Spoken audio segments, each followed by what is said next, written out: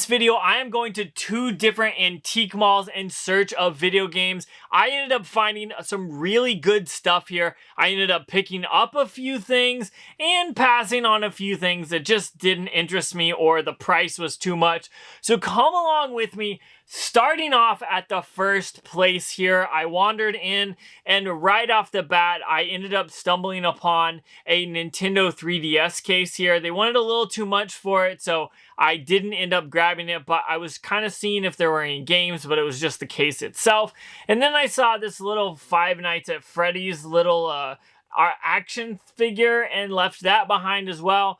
I saw this game controller pillow on the ground, but they basically wanted full price for this thing, which was definitely not coming home with me. Then I found this old looking handheld game, but upon further inspection, they wanted $70 for this, which was just way too much money for me. So I continued on looking where I found this little 3D printed dice tower. It was pretty cool, but they wanted $20. I felt like this probably should have been about $5, but enough about that. I came across this booth where they always have video games and video game related stuff. I checked out this Mario plushie right off the bat, but they wanted $15 for it, so I kept looking where I ended up finding a few little Mario Kart figures here. First off, there was a Peach one, and then back behind that was a Donkey Kong one, and then even farther behind that one was a gold Mario, which was totally awesome. So I kind of grabbed 2 of these right off the bat here.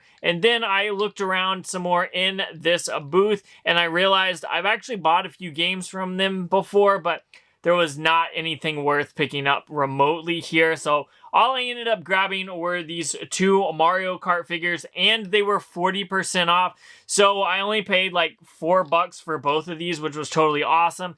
And then I made my way to the next booth, which was actually my buddy Nick's booth, who runs the Tulsa Nostalgia Con or the Tulsa Comic Con. If you're in the area, check it out. I ended up finding this Blur for the PlayStation 3. Then I ended up in the PlayStation 2 section where I looked around a little bit here. A few of these were only case only, which was kind of a bummer because if the game was in them, I would have picked them up.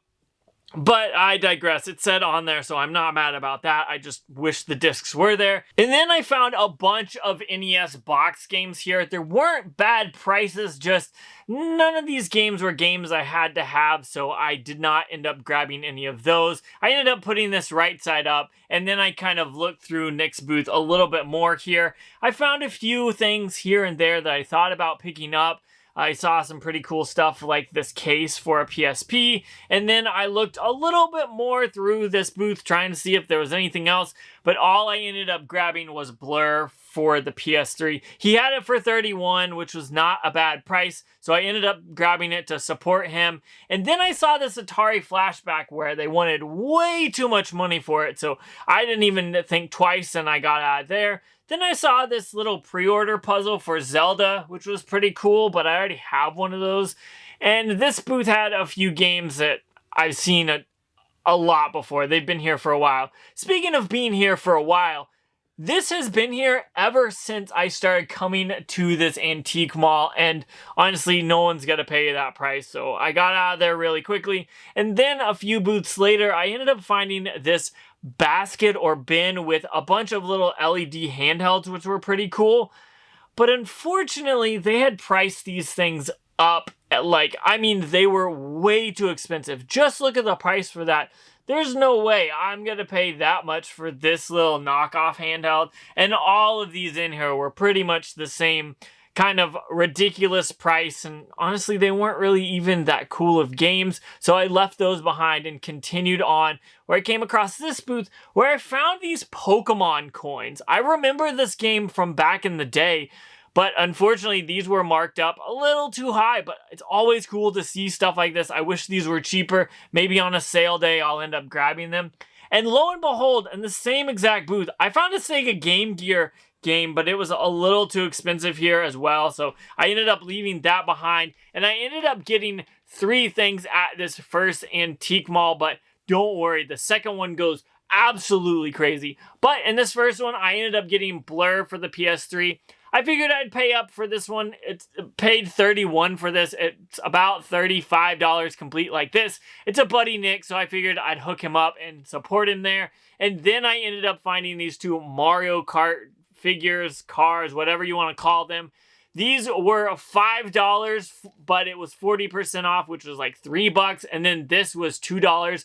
And being 40% off was about $1.20. So I basically spent $4, maybe a little bit more on both of these. And honestly, for a quick flip, I wasn't in this store for very long. I'm going to grab these up. I'm going to keep this in my collection, and obviously these are going somewhere on my shelves. But we've got to make it to the second place because it just goes insane. So let's head out now. So come along with me to this second antique mall where I ended up finding some absolutely insane stuff. I was not expected to find this much awesome stuff, but I'm glad we stopped. First off was this Pac-Man lunchbox, which has been here for a while and is way overpriced. This next booth ended up having a few Wii and Wii U games there, and then I looked down and found a few more, but these have been pretty picked through, to be honest.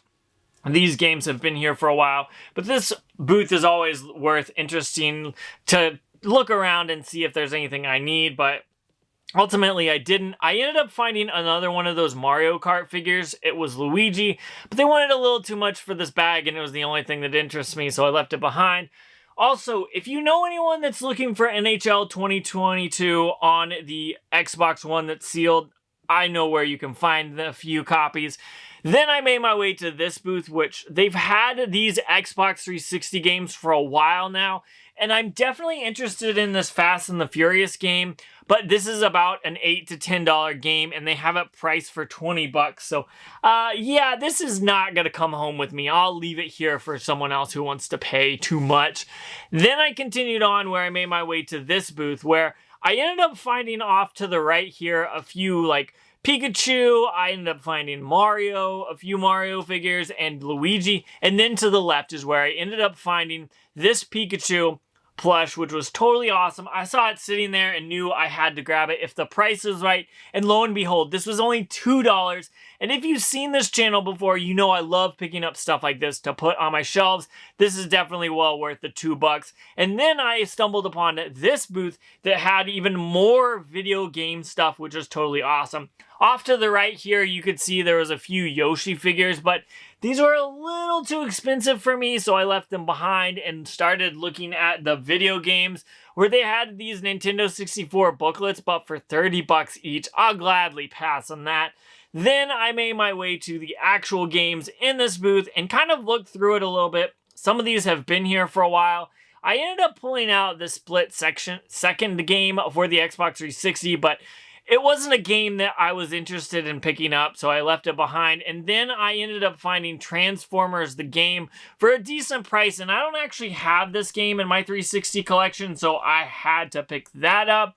And that is definitely the best game from this booth that I ended up grabbing. Then I continued on to this next booth where I found a PlayStation 5 console stand, which was pretty interesting, as well as some knockoff NES controllers. If they were real, I would have picked these up, but unfortunately they weren't. However, I did end up finding in the corner a Dirge of Cerberus Final Fantasy game for really cheap for the PlayStation 2, so that was well worth picking up. I made my way to this booth and kind of looked through a little bit. Didn't really find anything, and then I turned to the left and noticed there was a bunch more games over here, both complete in the box as well as loose discs here. I looked through these for quite a while, hoping to find at least something good, but unfortunately, the more I dug, the more I turned up with pretty much nothing. If I found anything in here, it was pretty scratched up and not really worth it, so I didn't actually end up picking up anything from this booth. But right as I was to turn to leave, I looked up, and that's where I found this Pikachu Pokemon piggy bank, but they wanted a little too much for it for my blood, so I ended up having to leave that behind. If this ever goes on sale, you will see me pick it up. But I moved on and went to this booth where they had a bunch of games here. on this shelf. I looked through the first shelf and then I made my way through the second shelf, which had PS2 and PS3 games, and didn't really find anything there. So I continued down where I ended up finding a few cartridge-based games, a few Nintendo games, which were pretty decent. And then I ended up finding some Atari 2600 games. Both of these games are worth it. For $9, this is worth about 20, so I ended up grabbing these. I don't have them in my collection as well, so that was perfect. And then a GameCube game that I've been looking for, of course I'm going to grab that for that price.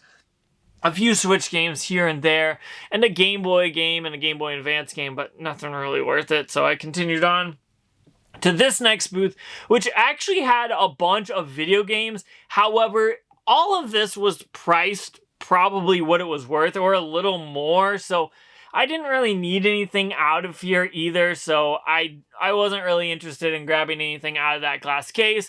But then I made my way to this portion on the back wall where they had a bunch of games, and I looked through it and I was trying to find something worth picking up, but honestly there wasn't anything for me. I really was searching but didn't find anything. However, my wife ended up looking at the Nintendo DS games and we ended up grabbing these two for her, and then I continued on to this booth where these games have been here for a while and they have been picked through. I just wanted to see if there was anything new, and sadly there wasn't. So I continued on to this next booth where I actually ended up finding a bunch of awesome stuff. First off, I found this Mario Kart remote control car. If you've seen the channel before, I find this frequently without the controller. And then a little Toad here plush that was a little too expensive, so I put that back. And then I got to looking at the games that were on the ground, and that is where I actually found some really good stuff. First off, I noticed there were so many Xbox 360 Kinect games, and I figured, okay, I'm probably not going to find anything here, but I might as well look through and see if I can find anything worth picking up. I did end up finding this Rocksmith game, which was pretty cool when it came out, but I already have it, so I left that behind. However, behind that, I ended up finding Fear 2, which I do not have, and for that price, I'm definitely picking it up. And then even farther back, I ended up finding The Walking Dead, so I ended up grabbing both of these games from this booth, which was totally awesome. Then I found this Friday Night Funkins plush in this little plush area as well, which was cool. And last but not least, in this booth, I ended up finding this weird cyber gamer like pack that even came with gloves to play games, which I think is absolutely funny. But this ended up being the last booth of this flea market that ended up having games, and they had a ton. There were even some Japanese games there that I thought were pretty interesting, and off to the right was even a Orange Spice GameCube controller. But when I looked at it, it actually was not a GameCube controller, a first party, so I left that behind. But I did end up finding a copy of Minecraft for the Xbox One here, which was totally awesome. And honestly, I ended up finding a lot more than I expected. First off, before I drop it on the ground, this Pikachu for $2 was coming home with me no matter what. I'm going to put it on a shelf behind me, and it's going to look awesome. And then I ended up finding some Atari 2600 games, which are interesting to me. This Turmoil game was worth like $12, which blew my mind. I don't have this, so I grabbed that. And then I don't have Haunted House. So at some point, I'm going to get my CRT out and plop these in my Atari 2600 and give these a try. And then I ended up getting two games here for my wife, both Hello Kitty Big City Dreams and The Sims 2 Apartment Pets. Both of these games were dirt cheap, so we ended up grabbing those. And then I ended up finding a bunch of Xbox 360 games for my collection, which is always awesome. I ended up getting Fear 2, which I don't have, and this game is sort of going up in value, so to find this for so cheap was awesome.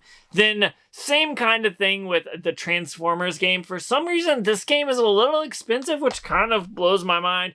And The Walking Dead Season 2, a Telltale series. These Telltale series games are absolutely amazing, so if you've never played them before, you definitely should. And then continuing on with the Xbox theme, I did end up grabbing Minecraft for the Xbox One. And then, I can't believe it, NBA Street for the GameCube. I've been looking for this game for a while. and I do think I have it, but I think this might be worth picking up. Unfortunately, there's no manual in this, but that's okay. And last but not least is Dirge of Cerberus, the Final Fantasy, what is that, 7 for the PS2. I've never actually played this game, but I looked this up and it was going for a little bit of money, so I definitely am glad that I stopped and checked this place out. This place had a ton of games here. At the second one, I ended up finding a bunch of cool stuff. And you saw at that first one, I ended up finding one game and some figures. So overall, today ended up going pretty well. I didn't spend more than like maybe an hour, maybe an hour and a half at both of these places. So to be able to pick all of this stuff up for the price that I was finding them, all of this stuff was well under market value, which is totally awesome. So I'm glad that I can add all of this into my game collection. I don't think I picked up anything that I don't have. Maybe that Minecraft game. I don't think I have it for the Xbox One, but if I do, I'll throw it in my trade bin. But other than that, I ended up finding a bunch of awesome stuff. So comment down below and let me know what you thought was the best. I might be a little biased towards this little Pikachu. For $2, this was crazy, but enough about this. I gotta get out of here and test some games, so check that video out if you haven't already. But what do you think? Was the first flea market antique place better or the second? I personally think the second one was better because it had more stuff. But comment down below what you think down below, and we'll talk about it in the comments. But I gotta get out of here, so check that video out if you haven't already.